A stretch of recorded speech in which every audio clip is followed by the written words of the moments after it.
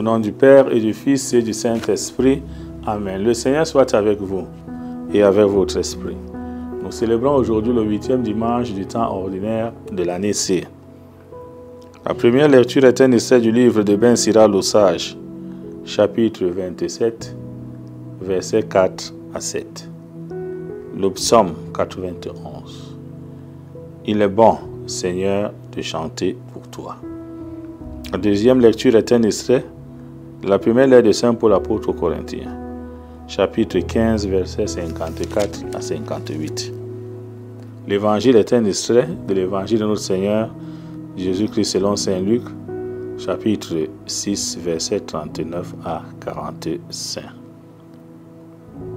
Dans cet évangile, le Seigneur nous invite à rechercher la perfection en tout ce que nous faisons, ce que nous disons. Nous devons rechercher la sainteté. C'est la raison pour laquelle le Seigneur nous dit, ne passons pas le temps à juger les autres. Ne passons pas le temps à jeter des cailloux sur les autres. Ne passons pas le temps à maudire les autres. Ne passons pas le temps à croire que dans la vie spirituelle, nous sommes meilleurs que les autres. Le Seigneur nous donne un exemple aujourd'hui. Il nous dit, car tu as regardé la paille dans l'œil de ton frère, alors que la poutre qui est dans ton œil à toi, tu ne la remarques pas. Oui, entre la paille et la poutre, qu'est-ce qui est plus grand? C'est la poutre. Donc travaillons pour enlever la poutre qui est dans notre propre œil. C'est-à-dire, le Seigneur n'encourage pas le péché, non. Nous devons nous efforcer d'éviter le péché. Et nous devons même conseiller les pécheurs, éclairer nos frères, pour qu'ils ne tombent pas dans le péché. Ne même pas être une occasion de chute pour eux. Mais, en le faisant d'une manière charitable, pensons aussi à notre propre sanctification. Ne soyons pas les donneurs de leçons. On donne des leçons alors que nous-mêmes, nous n'arrivons pas à nous convertir.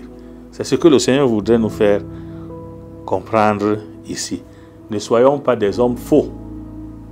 Ils ne vivent pas ce qu'ils disent. Ne vivent pas ce qu'ils prêchent. Mais il faudrait qu'il y ait une cohérence avec ce que nous disons et ce que nous faisons. Et je crois que l'un des chemins les plus efficaces même de l'évangélisation, c'est le témoignage de vie. Le pape Paul VI lui-même nous l'a dit. Le monde d'aujourd'hui a plus besoin de témoins que de maîtres. Et s'ils suivent les maîtres, c'est parce qu'ils sont témoins.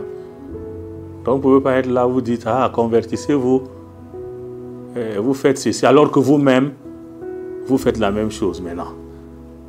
Donc soyons nous-mêmes des hommes et des femmes qui s'efforcent de se sanctifier au quotidien et qui vivent loin du péché, qui sont prêts à faire des ruptures pour que le péché n'entache pas nos vies. Et je crois que en le faisant, comme Jésus nous le conseille, nous serons prêts à enlever la poutre qui est dans notre œil. Ainsi, nous ne serons pas des aveugles. Nous aurons la clairvoyance pour dire à celui qui a la paille, enlève aussi ta paille. Parce que nous tous, nous sommes invités à la conversion et à la sanctification. Loué soit Jésus-Christ.